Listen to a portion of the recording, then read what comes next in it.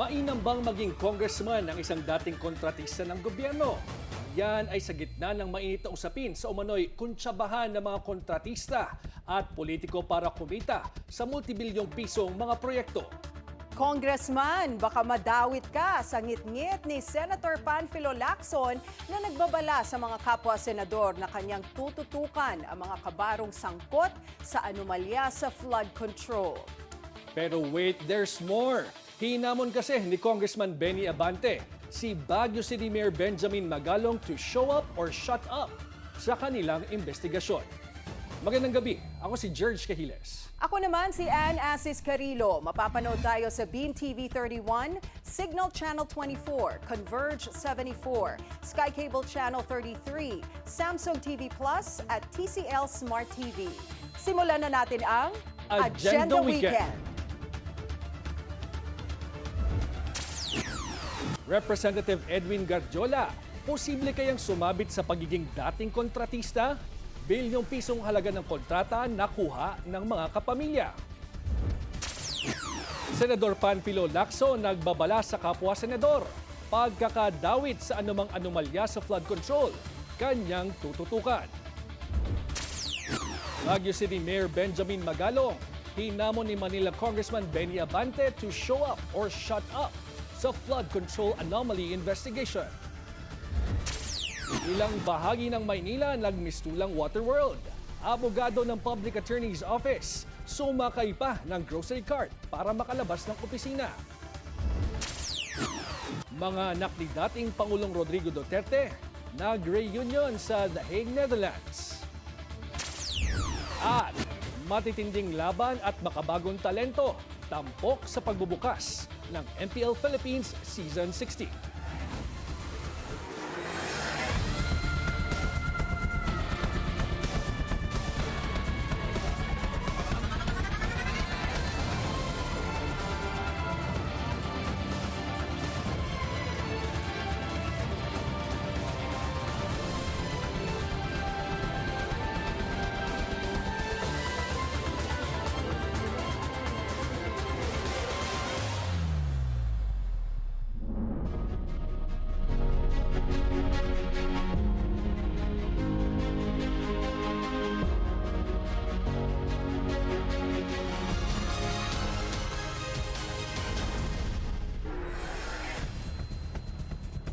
Magandang gabi Pilipinas! Bilyon-bilyong pisong halaga ng infrastructure projects ang nakuha ng mga kumpanya na pagmamay-ari ng mga kapamilya ni Party List Representative Edwin Gardiola. Pero may sagot si Congressman Gardiola sa mga akusasyon. Wala siyang financial stakes sa mga lumutang na kumpanya. Narito ang Agenda Weekend Report. Kilalang kontratista si Congressman Edwin Gardiola bago siya sumabak sa politika bilang kinatawan ng Construction Worker Solidarity o CWS party list sa Kongreso simula noong 2022. Mula taong 2000 hanggang 2008, sa ilalim ng administrasyon ni dating Pangulong Gloria Macapagal Arroyo, ang kumpanya niyang JSG Construction Company ang nakakuha ng pinakamalaking public works contracts na nasa higit 5.7 billion pesos batay sa ulat ng Philippine Center for Investigative Journalism. Sa parehong panahon, ang kumpanya naman ng kanyang kapatid na si Elmer Gardiola at asawa nitong si Elaine na E. Gardiola Construction ay nakakuha ng 2.3 billion pesos na kontrata.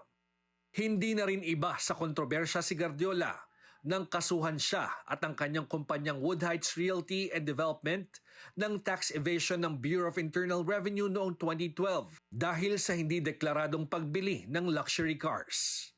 Makalipas ang 13 taon, patuloy na namamayagpag ang mga kumpanya ng mga Gardiola. Sa inilabas sa listahan na flood control projects ni Pangulong Bongbong Marcos, 10 proyektong nagkakahalaga ng higit 928 million pesos ang nakuha ng mga kaanak ng kongresista sa mga lalawigan ng Batangas, Zambales at Surigao del Sur mula taong 2022 hanggang 2024. Ito ay ang Laurel Development Corporation na ang managing officer ayon sa listahan ng Philippine Contractors Accreditation Board ay ang kapatid ng mambabatas na si Irel Gardiola na ngayon ay Vice Mayor ng Mataas na Kahoy, Batangas. At Newington Builders Incorporated na si Elaine Guardiola naman ang managing officer.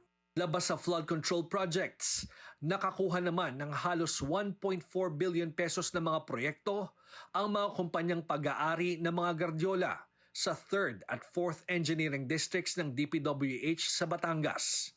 Ito ay ang Newington Builders, S-Ang Construction and General Trading Incorporated ng anak naman ni Congressman Guardiola na si Kim Esguera ang nakalistang managing officer, at 3W Builders Incorporated na dating pangalan ng Laurel Development Corporation. Sa isang pahayag, sinabi ni Guardiola na wala siyang financial interest sa Newington Builders, Laurel Development Corporation o sa S-Ang Construction. Dagdag pa niya, mula nang maluklok sa pwesto noong 2022, nagpapakita siya ng kanyang pagtalima sa transparency at accountability. Sa gitna ng kontrobersya sa flood control projects, ipinanukala ni Senate President Cheese Escudero na ipagbawal na maging contractor o supplier ang mga kamag-anak ng mga opisyal ng pamahalaan. Sa akin, klarong conflict of interest yon at hindi dapat pinapahintulutan yon nang hindi mawawala yung opisinang pinangahawakan ng opisyal. Maging si Baguio City Mayor Benjamin Magalong na nagsabing may mga ebidensya siya ng kickback ng ilang mambabatas sa infrastructure projects ng pamahalaan sang-ayon kay Escudero. Sa mga infrastruktura, merong mambabatas na dati ng contractor na naging contractor, ay naging congressman. So ang gagawin na lang nila, idadivest nila, magdadivest sila para mawala yung pangalan nila doon sa kumpanya. Pero sa totoo lang, sila pa rin yung nandun, pangalan lang ang natanggal. Meron naman dyan ng mga congressman na nagpapanggap na hindi sila contractor pero yung misis nila, anak nila, kamag-anak nila, kontraktor. Hinihintay pa rin ng Billionaire News Channel ang sagot ng mga kumpanya ng mga kaanak ni Guardiola at ng DPWH sa Batangas. Nagbabala si Senator Ping Lacson sa kanyang mga kapwa-senador. Anya, bukod sa mga kongresista, may mga senador din na sangkot sa mga questionableng flood control projects. Narito ang Agenda Weekend Report ni Hannah T. Piniligtas sa mga senador sa bantang masangkot sa anomalyang flood control projects. Ayon yan kay Senator Ping Lacson. May mga senador din kasing nagsisingit o nagsusulong sa amendments sa proposed national budget bukod sa mga miyembro ng House of Representatives. Sa ilang radio interviews, sinabi niyang posibleng nakikinabang ang mga ito ng sa hanggang 25% share ng pondo para sa flood control projects. Ang tawag sa kanila, funders o proponents ng insertions. Pero hindi pa sila mapangalanan ni Lacson dahil mas mahalagang mag-ipon muna ng ebidensya bago i-name drop ang kapwa mambabatas na posibleng sangkot. Ayon kay Lacson, may kanya-kanyang dahilan ng mga mambabatas pagdating sa insertions. Ilang halimbawa, ang pagtulong sa kanilang nasasakupan, pagtupad sa campaign promise o kaya naman para punuin daw ang sariling bulsa. Ang sinumang lawmaker na gumagawa ng insertions para sa infrastructure projects, pwedeng magkaroon daw ng karapatang pumili ng contractor para rito. Una nang pinanawagan ni Lacson na i-disclose o divulge kung sino ang proponent na aamyenda sa 2026 proposed national budget. Pumayag dito si Senate Finance Committee Chair Win Gatchalian. Ang Finance Chair ang dapat maglalahad nito, kasama ang dahilan kung bakit ito ginawa ng proponent. Giit ni Lacson, mas madaling masusubaybayan ang mga anomalya kung transparent ang bawat insertion sa budget para malaman agad kung sino ang nasa likod ng posibleng ghost project. Sa isang naunang exclusive Politico report, lumitaw na si Senate President Cheese Escudero ay naglagay umano ng mahigit 142 billion peso worth of insertions sa 2025 national budget. Ang Bulacan, na baluarte ni Senate Majority Leader Joel Villanueva, ang nakakuha umano ng pinakamalaking allotment na mahigit 12 billion. Agaran nitong tinanggi ni Escudero at tinawag na demolition job ng mga pabor umano sa impeachment laban kay Vice President Sara Duterte. Bilang dating investigador, giit ni Lacson, dapat managot ang mga malalaking isda sa korupsyon. Para sa Agenda Weekend, Hannah T., Billionaire News Channel. Hinamon nga ni Manila 6th District Congressman Benny Abante si Baguio City Mayor Benji Magalong na humarap sa pagdinig sa Kamara. hindi rin niya nagustuhan ang pagtawag sa investigasyon ng Kamara sa flood control projects na moro-moro. Kausapin nga natin si Congressman Nabante para mas bigyan ng linaw ang issue na yan. Magandang gabi po, Congressman Nabante. Ay, magandang gabi, Greg. Magandang gabi sa inyo. Okay. Sir, una po sa lahat, may hamon po kayo kay Baguio City Mayor Benji Magalong. Can you clarify that, sir? Yung alin po, Greg? Yung hamon po ninyo, Kong, kay Mayor Magalong. Unang-una, inamon ko siya na halimbawa siguro, hindi naman siguro talagang serious ang kanyang sinasabi, pwede naman siya mag-apologize. Na sinabi niya na ayaw niya mag-apologize. So, ang pinakamagandang gawin niya, sinabi ko nga dito, the honorable thing na kinakailangan gawin niya, kung talagang meron siyang alam, sabihin niya na kung sino yung mga yan. No? Sabihin niya na kung sino yung yan, submit documents, testify under oath, at para malinis po natin ang sistema na nais tayo talagang maging malinis. Klaruhin lang po natin, siya ho ba ay nakatanggap na ng imbitasyon mula sa mga komite sa Kongreso para humarap sa mga pagdinig? Actually, hindi ko talaga nalaman na meron siyang natanggap. Pero palagay ko yung head ng tri-committee, si Terry Ridon, nagsabi na publicly na siya ay imbitado na humarap. Pero ang Kamara ho ba ay may, just in case, no, na tumanggi itong si Mayor Magalong, ang Kamara ho ba ay may kapangyarihan na isamon itong si Mayor Magalong kasama na yung mga ebidensyang sinasabi niya? Bakit hindi? Siya ang unang-unang whistleblower. Kaya may karapatan ng Kamara, may karapatan ng tri-committee na ipatawag siya. Opo, kasi, kasi nung kung huling... talagang meron siyang tinatago na sinabi naman niya na alam niya kung sino-sino yung mga yan edi sabihin niya na, ba't kinakailangan pang magbibigay siya ng blanket association sa buong Kamara, di ba? Kung kasi itong si Mayor Magalong, nung huling nakausap namin dito last week, sinabi niya na willing siyang humarap sa mga pagdinig ng Kamara, pero hindi niya dadalhin yung mga ebidensyang hawak niya. Dahil meron daw siyang trust issues sa Congress. Your comment, please. Kung halimbawa, wala siyang tiwala sa Kongreso, talagang magiging honorable ang magiging investigation dyan. Ako, naniniwala rin ako na pwede natin gawing independent commission yan Oo. Bilang independent commission. Wala na sa Kongreso yan. Palagay ko, harap na siya. At sabihin niya ng mga pangalan. Lahat ng mga pangalan na sinasabi niya na alam niyang meron siyang ebidensya, sabihin niya na, ako, I'm in favor of an independent commission to investigate on this. And once may mapangalanan po niya, ano yung next step ng Kamara hinggil dito? Ang next step ng Kamara siguro, hindi lang yan, imbestigahan na. Imbestigahan na sapagkat sinabi naman ni Congressman Terry rito na kung merong talagang dapat imbestigahan sa Kamara, imbestigahan na yan. O meron pwede mag-complain sa Committee on Ethics tungkol dyan, imbestigahan na rin. Opo. Pero mas maganda siguro na magkaroon na ng independent commission para ang investigasyon ay walang bahid ng anumang bias. Independent commission na parallel sa investigasyon na ginagawa ng Kongreso at Senado. Ako, ang sinabi ko, it can be a whole government approach. Pwede mag-imbestiga ang executive, pwede mag-imbestiga ang judiciary, pwede mag-imbestiga ang Senate, ang House of Representatives, at pwede mag-isang independent commission. Buuin na po natin ito para matapos na. Mahirap po yung nalalagay lang sa media, parang missing sa bungero yan, nakakalimutan din pagkatapos.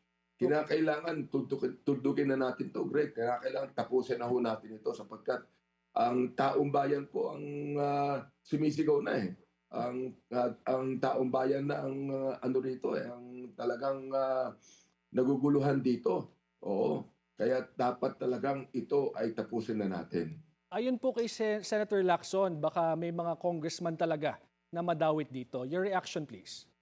Well, yeah, oo. At ako, I'm open to that. No? Kung talagang sabi ni Senator Lacson, merong tawang dawit ng congressman dito, kahit ang mga senador, may dawit din yan. Labas na sapagkat wala namang wala namang contractor na gagawa ng ganyang mga bagay na walang politiko na nasa likod niyan. Mhm. So naniniwala po kayo na talagang may mga politikong involved at masasabit sa issue na ito? Karamihan. Mhm. Karamihan. Meron ding mga tinatawag na may project ang DPWH na walang politiko ang nagsasabi, no? Mhm. Pero merong contractor nga sinasabi, pati yung mga politiko contractor eh. Mhm. Kaya sabi ko, yung mga contractor na binanggit ng ating Pangulo, meron yan sa likod ng mga opisyal ng DPWH, meron sa likod niyan ng mga elected official, kinakailangan na pong i-reveal yan. Okay. Sa lalong madaling panahon. Ito pong si Senate President Cheese Escudero, nagpanukala po siya na dapat itong mga kamag-anak ng mga elected officials o appointed officials ay kung may kumpanya sila, hindi sila dapat maging contractor o supplier ng pamahalaan. Ano pong masasabi nyo dito? Dapat lamang, naniniwala ako dyan, dapat walang kamag-anak, asawa man yan o sino man yan, pinsan man yan, na dapat maging contractor dyan. Mhm. Para talagang maging patas ang ating investigasyon dito. Pero susuportahan nyo ho yung ganyang panukala para may saibatas yan? Suportahan ko po yun. Oha. Maganda po yan na talagang dapat talagang walang kamag-anak ang involved dyan. Oh, once and for all, Congressman Abante, kayo ba ay may kamag-anak na contractor? Wala po. Alright. Sige po. Wala Maraming po. salamat, Congressman Benny Abante, sa Salamat pagsama po. sa amin ngayong gabi. Salamat po. Magandang gabi sa inyo, Greg. Magandang gabi sa inyo lahat. Kaugnay ng umano'y anomalya sa mga flood control projects, sinibak na sa pwesto ang dating Bulacan District Engineer na si Henry Alcantara. Si Alcantara ang namuno sa First Engineering District ng Bulacan mula 2019 bago maitalaga bilang OIC Assistant Regional Director ng Region 4A nitong Hunyo. Kasama rin sa sinibak sa pwesto ang kanyang kapalit na si Engineer Bryce Erickson Hernandez at ilang iba pang opisyal habang iniimbestigahan ang mga depektibong proyekto na natuklasan mismo ni Pangulong Bongbong Marcos. Lumutang din sa social media ang ilang larawan ni na Alcantara at Hernandez na suot ang mga mamahaling relo, damit at sapatos. Iimbestigahan na rin ng Bureau of Internal Revenue ang mga kontraktor na idinadawit sa mga questionabling flood control projects. Ayon kay BIR Commissioner Romeo Lamagi Jr., kabilang sa kanilang sisilipin kung tama ba ang nire-remit nilang buwis matapos makuha ang mga bilyong pisong halaga ng proyekto. Samantala, nagbabala naman si Lumagi na posible nilang bawiin ang tax clearance certificate ng isang kontraktor kung mapapatunayan na hindi ito nagko-comply sa pagbabayad ng tamang buwis. Paalala pa ng Commissioner, posible ring ma-disqualify at hindi na makasali sa mga susunod na bidding ang mga mahuhuling lumalabag. Matinding ulan ang ibinuhos ng Tropical Storm Isang sa Maynila kahapon, kaya ilang major roads ang lumubog sa baha. Sa Negros Occidental, nabarahan na ang ilang creek, dahilan para mangamba ang mga residente malapit sa Bulkang Kanlaon. Narito ang detalye sa Agenda Weekend Report ni Paulo Barcelon. Napakatinding baha ang inabot ng mga nasa lungsod ng Maynila kahapon. Paliwanag ng Manila DRRMO, umabot sa 92 millimeters ng ulan ang bumagsak sa Sampaloc at Tondo area sa Maynila sa kasagsagan ng Bagyong Isang, dahilan para bahain ang mga major roads sa lungsod gaya ng Calao at Taft Avenue. Yung mga pagbaha po na nai-record po kahapon ng umaga ay unang-una po dulot po ng volume po ng ulan na binuhos po sa western portion po ng Maynila.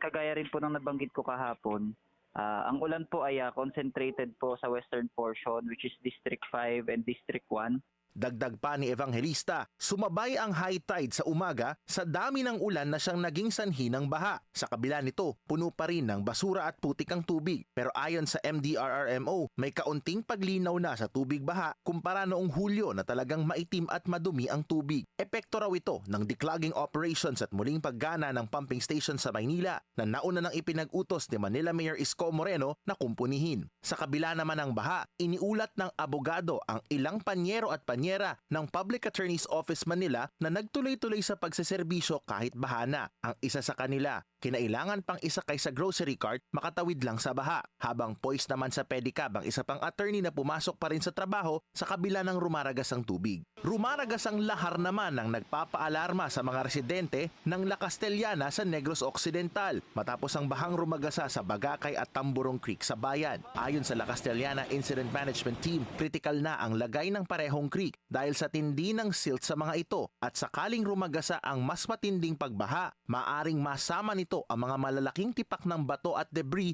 mula sa Bulkang Kanlaon na maaring makadisgrasya sa mga residente sa lugar. Ayon kay Office of Civil Defense spokesperson Juni Castillo, prioridad ngayon ng OCD Negros ang pag-clear sa mga nasabing creek sa sandaling gumanda ang panahon. This will take care of our itong ating debris clearing and civil works cluster led by DPWH. Dagdag pa ni Castillo, patunay ang mga matitinding pag-ulan na kailangan ng mag-focus sa disaster mitigation at prevention ng mga lokal na pamahalaan at hindi lamang ang pagresponde sa mga sakuna o pamimigay ng relief at evacuation ang dapat tuunan ng pansin. Ang talagang kailangan nating isipin din na kailangan nating maghabol yung long-term solutions na dapat gawin natin in terms of flooding, especially dito sa Metro Manila. Kasi nga, tama ka, kumaga nagagawa na natin ang paraan, yung mga relief goods, yung preventive evacuation at nakakapagbigay tayo ng abiso. Pero ang napakahalaga syempre na kailangan nga natin maghabol is our prevention and mitigation. At syempre kasama na dyan both structural and non-structural na mitigation programs, projects. Sa Ginobatan Albay naman, umabot sa 600 pamilya ang inilikas bunsod ng ulang dala ng bagyong Isang. Ayon sa OCD Bicol Region, pinauwi na rin kalaunan ng mga bakwit matapos humupa ang ulan sa lugar at binigyan rin sila ng ayuda ng DSWD. Para sa Agenda Weekend, Paulo Barcelon, Billionaire News Channel. Nakalabas na sa Philippine Area of Responsibility ang bagyong Isang. Pero makakaranas pa rin ba tayo ng mga pag-ulan sa mga susunod na araw? Para sa detalye, makakausap natin si DOST Pag-asa Weather Specialist Robert Badrina. Magandang gabi sa iyo, Robert. Magandang gabi po. Magandang gabi po sa lahat ng mga tagapakinig po natin, ma'am. Robert, maraming nag-aabang sa ulat panahon ngayon kasi alam mo naman, long weekend. So, yung mga kababayan natin, mga nag-out of town para magbakasyon. So, ano ang magiging update sa lagay ng panahon natin ngayon at magiging maulan pa rin ba sa mga susunod na araw? Opo. Tama po yung binanggit nyo. Una po yung mayroon tayong bagyong Isang na lumabas na po ng Philippine Area of Responsibility.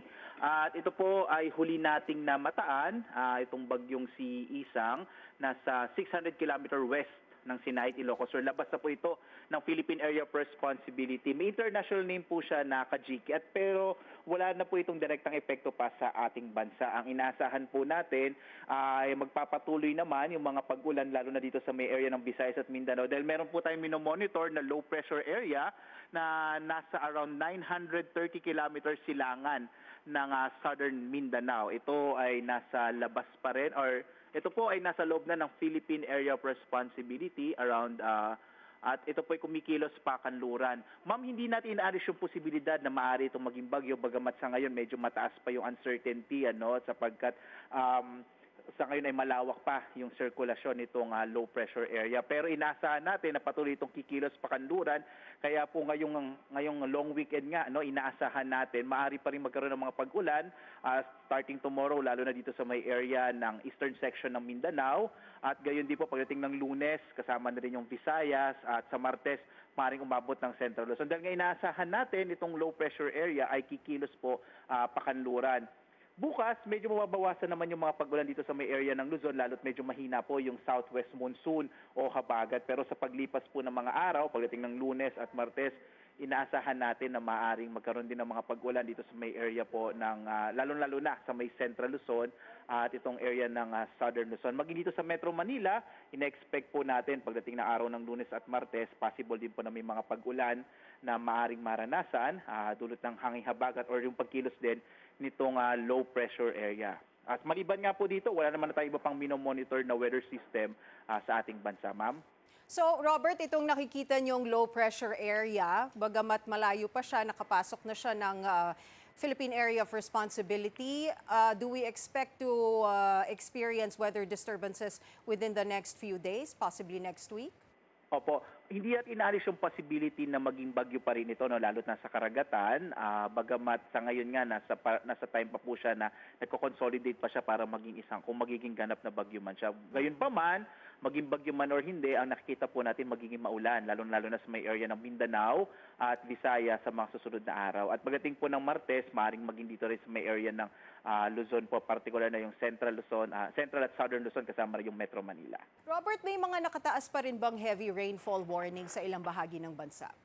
Opo. So sa ngayon naman po, base sa ating last monitoring, dito po sa may National Capital Region, wala na po tayong nakataas na heavy rainfall warning at gayon din po meron na lang po tayo tinatawag na rainfall advisory. Pag sinabing rainfall advisory, normally mga light to moderate rains na nararanasan, particular na sa ilang bahagi po ng Mindanao. Ang specifically po, itong area ng Zamboanga Peninsula, gayon din po dito sa may area ng Caraga, tsaka Davao Region. Robert, kahapon na experience natin, napakalakas ng ulan at ilang mga bahagi ng Metro Manila ay binaha. Bakit nga ba ganun kalakas yung ulan na naranasan natin sa Metro Manila noong mga nakaraang araw? Opo. Una kasi nasa panahon pa rin tayo ng tag-ulan at patuloy pa rin yung pag-iral ng southwest monsoon o habagat. Ito po yung nagdadala rin talaga ng mga pag-ulan. And ma'am, even po yung mga localized thunderstorm or yung mga thunderstorm na hindi po ganun kamalawakan, maaari din itong magdala ng hanggang sa malalakas na mga pag-ulan. At kahapon po, to be specific, mayroon po tayong yung bagyo pong Isang na nabuo po kahapon. Ito po yung nagdala rin. No? So meron kang southwest monsoon, meron tayong southwest monsoon na umiiral, meron din tayong bagyo. So yung magkasamang epekto nyon, yun po yung nagdala ng mga malalakas sa pag-ulan. Paano nga ba nakaka-apekto itong habagat sa mga dumadaang bagyo? It's more on yung mga bagyo po, siya yung nagpapalakas sa habagat. No? So like for example, dahil po yung habagat, siya yung hangin nagmumula sa timog kanlura. At pag may kumikilos po tayo na bagyo, may specific po ng lokasyon yan, ang nangyayari po, napapalakas niya, parang kung isipin po natin, yung bagyo, yung humihila, so to speak po, doon sa habagat, para lalong lumakas siya. At dahil doon, nagdadala ito ng mga moisture mula sa karagatan, kaya lumalakas po yung mga pag-ulan. Robert, lastly, ilang bagyo pa ang inaasahan nating papasok ngayong September? Opo, para sa ngayong September po, 2 hanggang 3 bagyo po ang inaasahan natin na mabubuo or papasok sa Philippine Area of Responsibility. All right, maraming salamat, DOST Pag-asa Weather Specialist Robert Badrina.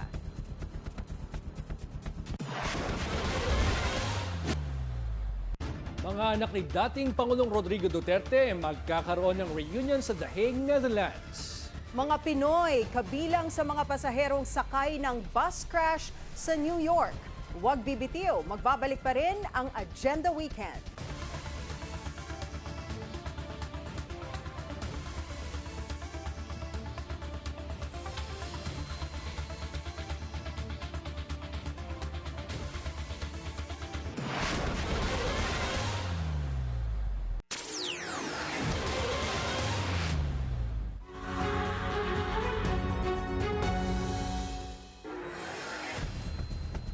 May ibinilin si dating Pangulong Rodrigo Duterte sa kanyang anak na si Kitty Duterte. Lalo't nais nitong makumpleto sila sa The Hague. May Agenda Weekend Report si Andrea Salve. In high spirits pa rin si former President Rodrigo Duterte sa ICC Detention Facility sa The Hague. Lalo ngayong matutupad na ang special request nito na makumpleto ang kanyang mga anak ayon sa kanyang bunso na si Veronica Kitty Duterte. Kasama sina Vice President Sara Duterte at Davao City Congressman Paulo Pulong Duterte, dinalaw nila si FPRRD sa The Hague ngayong Sabado, oras sa Pilipinas. Wala pang tiyak na petsa pero susunod doon si Davao City Acting Mayor Sebastian Baste Duterte. I would say, of course, na he isn't in the best condition because malungkot doon sa loob. Siya lang mag-isa. He was very happy to see us today. Muli rin nagbilin si FPRRD sa mga anak tungkol sa kahalagahan ng pamilya. Bilin niya talaga sa amin. Take care of each other, look out for each other, and always remember the value of family. Do not stray away from his teachings. Nag-iwan din siya ng mensahe para sa kanyang dating spokesman. And do you think daw? Do my thing. Hindi mo daw kailangan ng signature. With the marching order, we'll do it. Ibig sabihin po niya, dapat matanggal na si Pangato. Anyway. Ayon pa kay Kitty, tuloy-tuloy din ang pagbibigay ni VP Sara ng update sa kanilang ama, partikular na sa issue ng flood control projects. Una nang binatikos ng bise ang investigasyong ginagawa ni Pangulong Ferdinand Marcos Jr. sa issue. Gate niya, ito ay para lang masabing may ginagawa ang administrasyon ni PBBM sa problema, pero pinaghahandaan lang daw nito ang gagamiting excuse sa susunod na bumaha sa bansa. Naniniwala rin siyang hindi lang contractors ang dapat na imbestigahan hinggil dito, kundi pati na rin ang mga miyembro ng Kamara. Para sa Agenda Weekend, Andrea Salve, Billionaire News Channel. Inireklamo ng mga dating tauhan nito ang isang opisyal ng Highway Patrol Group dahil sa umunay case fixing at bribery. Narito ang Agenda Weekend Report ni Joash Malimban. Nahaharap ngayon sa reklamong grave misconduct, dishonesty at conduct unbecoming of a police officer si Police Colonel Romel Casanova Estolano. Nagtungo sa National Police Commission ang 5 tauhan ng Highway Patrol Group para ireklamo ang kanilang dating boss na umano'y tumanggap ng 7 million pesos na suhol at dawit sa case fixing. Kwento ng HPG officers, hinayaan ni Colonel Estolano na makalaya ang isang high-profile detainee kapalit ng pera. Suhulan na siya ni Gigi Javier Reyes nung gabi na yun ng milyon-milyon na halaga. June 13 nang parahin ng HPG ang isang JJ Javier at kasamahan nito sa Parañaque City. Matapos mapansin na walang plaka at may blinker pa ang sinasakyan nitong suburban. Inaresto si Javier matapos umanong makitaan ng isang C4 explosive device, isang Glock 19 Gen 5 pistol, bulletproof vest at mga bala. Kwento ni Police Senior Master Sergeant Aladin Orale, ayaw pang magpaaresto ni Javier noong una at tumawag pa raw sa ilang mga general at miyembro ng Mason. Nung mawala po yung lisensya ng driver, hiningi ko lisensya ng driver, pati RCR, hindi na po niya binibigay sa amin. Na nag-i-insist na si JJ na, teka lang, Sarento, teka lang, meron akong tatawagan, kausapin mo. At that time, madami siyang pinapakausap sa akin ng mga general, sir, hindi ko kinausap. Nang dalhin si Javier sa HPG, tinanong daw ni Colonel Estolano kung sino ang mga sospek. Nang malaman daw na sina Javier ang naaresto, sinabi umano nito na kaibigan niya ito. Pagkahuli namin po sa opisina, pagkadala namin doon, inintroduce na namin siya, sir, sabi ko may huli kami dito na may walang RCR, may blinker, walang plaka sa likod. Kinakailangan natin, sir, i-TIR. Tapos sabi niya, nung malaman niya, oh, si Gigi, kaibigan ko to, sabi niya. Kaibigan ko to, lagi itong nagbibigay sa akin doon pag nag-i-sponsor, sabi niya, doon sa 4A. Nung nandun ako na-assign, sabi ni Colonel Estolano, pinagalitan niya pa nga ako sabi nung una na, oh, sabi niya, sino bang CEO mo? Nung malaman niya na si Gigi, sabi ko, ikaw sir, o bakit ka nag-operate, hindi ko alam. Sa isinumiteng affidavit, sinabi ng mga tauhan ng HPG na 3 major bribe transactions umano ang nangyari sa pagitan ni Colonel Estolano at ni Javier. 2 million pesos para madismiss ang kaso sa Parañaque, 1 million para sa umano'y privilege treatment habang nakadetain at 4 million naman para sa suppression ng key evidence laban kay Javier. Dagdag pa ng mga HPG officer, sinampahan pa sila ng kaso ni Colonel Estolano sa ombudsman noong hindi sila pumayag na ilaglag ang kaso laban kay Javier. Tiniyak naman ni NAPOLCOM Commissioner Rafael Calinisan, yung pong kanilang complaint ay evaluate po ng ating Inspection, Monitoring and Investigation Service o IMIS.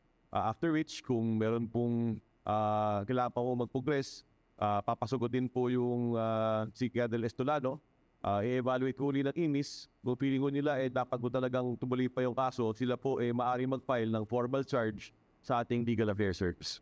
Para kay Colonel Estolano, nowhere to run na raw ang HPG officers na nagsampa ng reklamo laban sa kanya. Aniya, pilit daw kasing ini-issue ng mga complainant ang arrest warrant laban kay Javier kahit na-recalled na ito. Dagdag pa niya, hindi raw nakikipag-coordinate ng maayos ang kanyang mga tauhan sa kanya sa isinasagawa nitong mga operasyon. Para sa Agenda Weekend, Joash Malimban, Billionaire News Channel. Hindi maiwasan ni health advocate Dr. Tony Liachon na magtaka sa pagkakadawit ng kanyang kaibigan na si Oriental Mindoro Representative Arnan Panaligan sa mga questionabling flood control projects. Gayunpaman, dapat may managot sa mga nasa likod ng anomalya. Narito ang Agenda Weekend Report ni Ivy Reyes.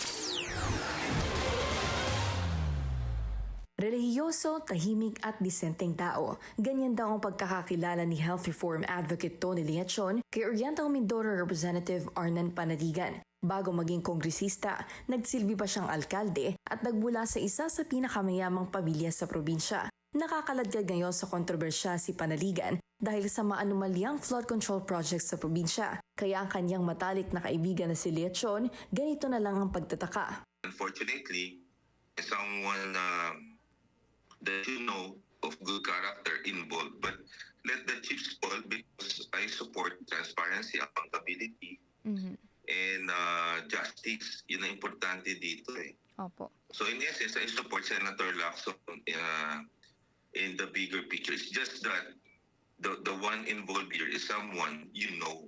Hinihiling ni Liachon na mabigyan ng due process si Panaligan sa pagharap niya sa aligasyong ito. Pero ayon sa doktor, managot ang dapat managot. Hanggang ngayon, hindi pa raw sumasagot si Panaligan sa kanyang mga mensahe. Sinubukan ding hingin ng Billionaire News Channel ang reaksyon ni Panaligan sa pahayag ni Liachon pero hindi pa rin ito sumagot. Prosecutor si Panaligan sa impeachment trial ni Vice President Sara Duterte. Noong Hunyo, si Panaligan ang humikayat sa Senado na tingnan muna ang lahat ng ebidensya sa kaso ng bise bago pagdesisyonan ang anyay dismissal nito. Co-author din sa Kamara si Panaligan ng mga bill na nagbabawal sa mga pogo. Ayon kay Liachon, systemic ang problema ng korupsyon sa bansa at marami pang dapat ungkatin mula sa usapin ng budget insertions. Samantala, binangga ni Liachon si former Health Secretary Janet Garin sa opinyon nitong hindi na dapat idinatahi sa flood control projects ang pagtaas ng leptospirosis cases sa bansa. I beg to disagree with due respect to former DOA Secretary because the term kleptopyrosis, which I coined, is actually a metric of the severity of the flooding system.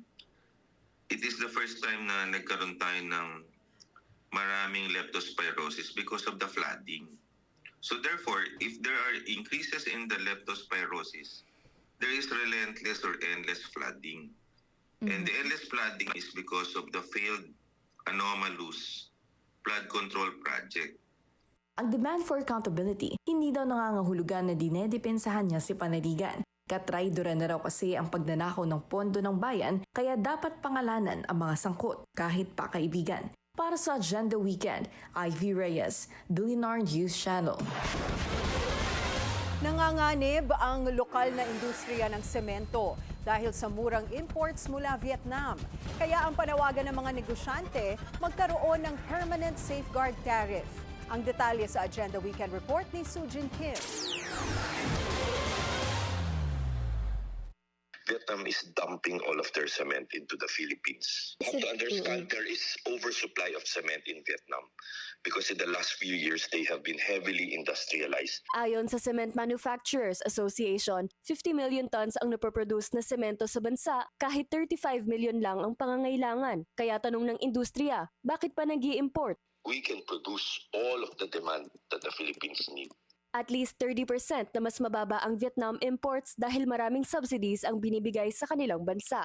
Are you aware that the power rate in Vietnam is only 2 pesos per kilowatt? Whereas the power rate in the Philippines for the manufacturer is above 9 and reach 9.5. Also, income tax holiday that is given to these manufacturers, we cannot expect to be given this right now. Dagdag ng mga negosyante, kung ang 1 trillion peso budget para sa flood control sa nakaraang 3 taon ay ginawa na lang subsidy sa kuryente, mas malaki pa ang naitulong sa lokal na industriya. Ang hiling ng mga cement producers, patawan ng tariffs ang Vietnam. If you look at our neighbor, Taiwan, they have instated a 23.5% tariff on Vietnam cement to protect their local industry. So we can use this as a framework. Diba? If our neighbor Taiwan is already doing it, maybe we should also protect. Sa ngayon, may 200-day provisional safeguard duty habang naghihintay ng ruling mula sa Tariff Commission na gawin itong permanente. Umaasa ang mga negosyante sa positibong ruling at umaasa rin sila na ang mga kontrata ng DPWH maging mandated na gumamit ng lokal na semento. Government should be the one now to procure from the local cement manufacturers. Do not leave this na to the contractors. Sumagot naman ngayong araw si Trade Secretary Cristina Roque. Giit niya, tuloy ang kanilang suporta sa sektor. Kabilang dito ang paglalagay ng cement manufacturing sa Strategic Investments Priority Plan kung saan may modernization programs kagaya ng rooftop solar projects para mapababa ang energy costs. Para sa Agenda Weekend, Sujin Kim, Billionaire News Channel. Marami pa tayong mga balita sa pagbabalik ng Agenda Weekend.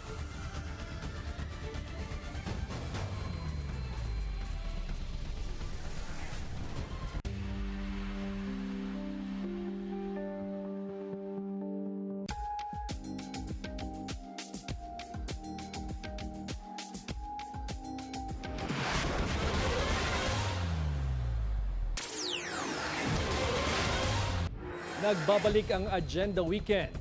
Bago ang confirmation of charges ni dating Pangulong Rodrigo Duterte sa The Hague, Netherlands sa Setyembre, marami nang nag-apply sa Criminal Court Registry para kilalanin na biktima ng war on drugs ng Administrasyong Duterte. Narito ang Agenda Weekend report ni Elijah Bonzo. Mahigit 300 na ang nag-apply sa International Criminal Court Registry para kilalanin na biktima sa madugong war on drugs ni dating Pangulong Rodrigo Duterte na basihan sa hinaharap na kasong Crimes Against Humanity sa ICC. Kasama kasi sa proseso ng pagdinig ang pakikibahagi ng mga biktima. Ayon pa sa registry, nakikipag-ugnayan na ang Victims Participation and Reparation Section para ipaalam at tulungan ang mga biktima, lalo na yung mga dati nang nakibahagi sa mga court proceeding. Kahit sa September 23 pa ang schedule ng Confirmation of Charges hearing ni FBRRD. Panawagan ng Rise Up for Life and for Rights, isang alyansa para sa mga biktima ng madugong war on drugs ng Duterte administration, umpisahan na ang trial. Matapos mag-file ang defense lawyer ni Duterte na si Nicholas Kaufman na i-renew ang request for interim release ng dating presidente noong Lunes.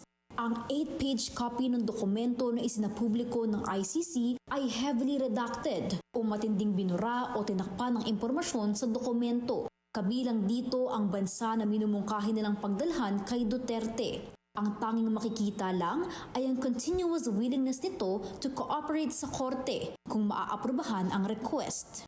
At anumang objections ng prosecution sa redacted receiving country ay either negligible o negotiable lang. Siyempre, galit. Kasi po, nung pinatayan niya kami ng mahal sa buhay at nagmamakaawa yung mga ibang namatay, ay hindi niya binigyan ng pagkakataong mabuhay. Tapos humihiling siya ng pansamantalang paglaya habang hinihintay siyang litisin. Tingin ng legal counsel ng mga biktima, delaying tactic na naman ito ng Duterte camp. Nakahanda na rin kasi sila sa pagdinig. Tiwala rin sila na handa na rin ang prosecution. Kwento pa nila, August 3 nagsimula ang submission of application ng mga participating victims. Maaaring matapos ng ICC ang pagproseso sa mga ito sa loob ng 2 linggo o 1 buwan. Isa ang 15-year-old na anak ni Emily sa mga naging biktima ng EJK. Aniya, hindi siya natatakot na humarap at ipaglaban ang hustisya para sa kanyang anak. Sana maging kasama na rin namin sila sa aming panawagan para sa hustisya sa mga mahal namin sa buhay. Kahit pa paano si Duterte, maayos ang higaan. Ang mga mahal namin sa buhay, nabubulok na sa sementeryo. Hindi na namin makakausap kahit kailan. Kaya sana maintindihan nila kung ano yung nararamdaman namin na mawala ng mahal sa buhay. Sa pagtatapos ng termino ni Duterte, tinatayang 30,000 ang namatay sa ilalim ng war on drugs ayon sa human rights groups. Kasama na umano dito ang vigilante-style killings. Para sa Agenda Weekend, Elijah Bonzo, Billionaire News Channel. Asahan na ang mas intense na labanan sa local auto market. Dala ng bilyonaryo Sitin family ang bagong player na may fresh badges at next-gen leader behind the wheel.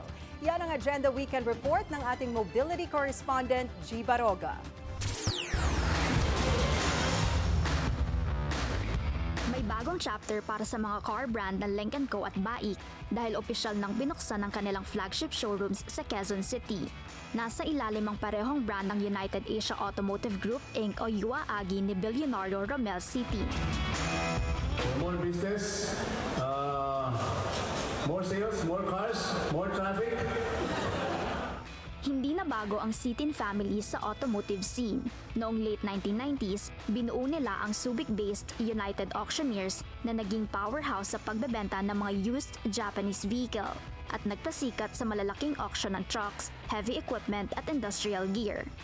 Hawak din ng pamilya ang UAAGI na siyang nagdadala ng mga brand gaya ng Photon, Chery, Lynk & Co at BAIC sa ilalim ng pamumuno ni Romel. Sa pagbubukas ng bagong showrooms, ipinapahiwatig din ito ang pagbabago ng liderato sa loob ng UAAGI as Romel eases out of the spotlight and his son Timothy steps in to lead. So Lynk & Co and BAIC has been a growing brand since last year. We've been very happy with the consistent growth that we've been experiencing, and we expect to boost that further with the presence of Lynk & Co and BAIC North EDSA. Opisyal na nilunsad noong April 2024, determinado ang UAAGI na mas ipakilala pa ang Lynk & Co sa sumisikip na merkado. We continue to boost our exposure, we continue to boost our products, let people feel how good our products are. We believe like people really won't experience Lynk & Co until you drive our vehicles. Nabuo ang Lynk & Co mula sa global partnership ng Volvo at Geely kung saan pinagsasama ang Swedish engineering at Chinese innovation. Dito sa Pilipinas, dumating ang pinakabagong modelo nito na 08 EMP hybrid SUV kung saan mayroon itong up to 1,400 kilometers of range. Kaya rin itong tumakbo ng hanggang 205 kilometers gamit lang ang pure electric power, a big plus for drivers looking for both performance and sustainability. Para naman sa dealer principal na si Vince Lico, malinaw na hindi na underdog ang mga Chinese car brand. Chinese car sells around 2,000 units per month or 24,000 annually. Almost double from barely 5 years. Remember, we have the pandemic. Also flying in for the big event was Jeff Cao, Regional Director for Lynk & Co East Asia, who gave BNC Mobility a look into where the brand fits in the Geely family. I want to go upgrade and to capture the premium segment, and we also import the pure EV car to Philippines. And Lynk & Co, their mission are different. Lynk & Co, we want to get the high-end segment. So, and Lynk & Co is good at the hybrid technology. You know the EMP is the most advanced technology in hybrid. So when the car on the high-speed way, so it will switch, use the gasoline automatically, and when it meets the traffic jam, it switch to use electric. Hindi rin nagpahuli si QC Mayor Joy Belmonte na bagamat strong advocate ng public transport, ay nagpakita ng suporta para sa sustainable mobility. Na kung saan kapag may bagong development sa lungsod Quezon, kailangan may kasama na po ang charging infrastructure. Dahil ang assumption po doon, perhaps half of the vehicles there at some point will already be electric, and we will need to put all of the support mechanisms. With a fresh lineup, bold ambitions, and the next generation at the helm, UAAGI is clearly steering into the future, and they're not looking back. Para sa Agenda Weekend, G. Baroga, Bilyonaryo News Channel. Kinumpirma ng Department of Foreign Affairs na ilang Pinoy ang kabilang sa mga nasawi sa sumalpok na tourist bus sa New York City sa Amerika. Sa report ng New York City Police, nasa 50 ang lula ng tourist bus. Galing nga nila ito sa Niagara Falls at pabalik na sana sa Pembroke nang mangyari ang insidente. Hindi bababa sa 5 ang naiulat na nasawi. Sa ngayon, nakikipag-ugnayan na ang DFA sa mga otoridad sa Amerika habang patuloy ang isinasagawang investigasyon. Sinalubong ng matitinding laban at makabagong talento ang pagbubukas ng MPL Philippines Season 16 sa Makati City. Narito ang Agenda Weekend Report ni Paulo Barcelon. Sinalubong ng mga malupit na comeback at debut ang pagsisimula ng MPL Philippines Season 16 sa Makati City nitong Biyernes ng gabi. Sa unang laban, matagumpay ang pagbabalik ni Salik Haji Imam sa Smart Omega matapos talunin ang bagong anyong TNC Pro Team sa pangunguna ni Joshua Chakno Mangilog 2-1. Sa ikalawang serye, nag-debut ng malakas si Ed Ferds Fernandez ng Team Falcons PH sa 2-0 sweep kontra sa Aurora Gaming kasama ang bagong recruit na si Dylan Light Katipon. Ayon sa batikang coach at analyst na si Wolf Nopueto, patunay ang mga laban na ito na Pilipinas pa rin ang nangungunang bansa sa MLBB Esports. And makifeel mo ulit yung hype ng crowd, tapos yung stories ng mga tao. That stories I will build even in just day one. Like I said, it feels like home. Dahil may mga returning heroes tayo from other nations na nanggaling din sa Pilipinas na i-export sila and then imported back here in the Philippines. It's very important because now it will prove na talaga nandito yung home of the best in the biz. Bukod sa mga naunang laban, inaabangan naman ngayong gabi ang unang salpukan ng MSC Champs Team Liquid Philippines at World Champs Onic PH. Ayon sa Moonton Games, ang developer ng MLBB, asahan pang mas magiging exciting ang mga susunod na linggo ng MPL Season 16. Hindi lang dahil sa mapapanood ng live at online ng matches, kundi sa mga aktibidad na layong hikayatin ang non-esports fans na mas maunawaan ang liga at esports sa bansa. We are also, slowly we're integrating like a lot of entertainment components as well. So yung mga audience natin, hindi lang siya magiging niche into gaming audiences only. So of course, like merong mga audience tayo na gusto nating ipaintindi sa kanila kung ano yung nagagawa natin sa esports. Kasabay ng bagong season, nagsimula na rin ang D-League ng MLBB sa Pilipinas, ang MDL Philippines Season 6. Iba't ibang koponan mula sa pro teams, academe at open qualifiers ang nagsasalpukan para maipakita ang lakas ng esports ecosystem ng Pilipinas pagdating sa Mobile Legends Bang Bang. 8 linggong umaatikabong aksyon sa Land of Dawn. Yan ang aasahan ng maraming MLBB fans dito sa MPL PH Arena mula ngayong Agosto hanggang Oktubre. Ang top 2 teams lang naman ang magre-represent sa bansa sa M7 World Championship sa Jakarta. Para sa Agenda Weekend, Paulo Barcelon, Billionaire News Channel. Yan, e-games. Marunong ka ba niyan? Nako, ang alam ko lang na games, George, Candy Crush. Candy Crush. At saka Bejeweled Blitz. Well, Napag-ahalata yung age natin. I tried. Kaya lang talaga it's not for me. Kasi yung mga kapatid ko, they play as well. Kaya lang parang I realized na, hindi ko kaya to. Hindi na para sa akin to. Yeah, at saka nakababad ka sa sa screen. But my daughter is actually addicted to yung gaming na ganyan. What do you allow her to play? Yeah, okay naman. Basta gawin yung homework, yung mga school activity muna. Tapos, you have all the time in the world to do video games. Pero alam mo, nakakatuwa, sport na siya talaga. Exactly. Pero alam mo ba, Ann, kung magkano ang premyo dyan? Magkano? $35,000 sa first place. That's around 2 million pesos. Kaya kaka-cellphone ng mga bata, they can win millions. George, kailangan nating matuto. 35,000, teka. I will. Mamaya, sa bahay, mag-aaralan ko. Pagkatapos nito. At yan ang ating Agenda Weekend ngayong Sabado ng gabi. Ako si Ann Asis Carilo. At ako si George Cahiles. Sa bawat issue may anggulo at ang balita may agenda.